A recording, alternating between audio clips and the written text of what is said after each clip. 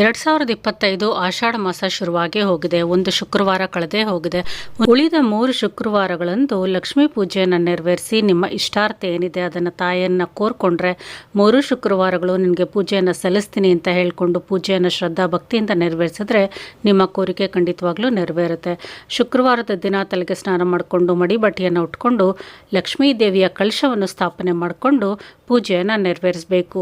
ನೈವೇದ್ಯಕ್ಕಾಗಿ ಯಾವುದಾದ್ರೂ ಸಿಹಿ ತಿಂಡಿಯನ್ನು ಮಾಡ್ಕೋಬೋದು, ಅಥವಾ ಪುಳಿಯೋಗರೆ, ಮೊಸರನ್ನ, ಅಥವಾ ಕೋಸಂಬರಿ, ಅಥವಾ ಹಾಲು, ಅಥವಾ ಹಣ್ಣು ಹಂಪಲುಗಳನ್ನು ಇಟ್ಟು ಪೂಜೆಯನ್ನು ನೆರವೇರಿಸ್ಬೋದು.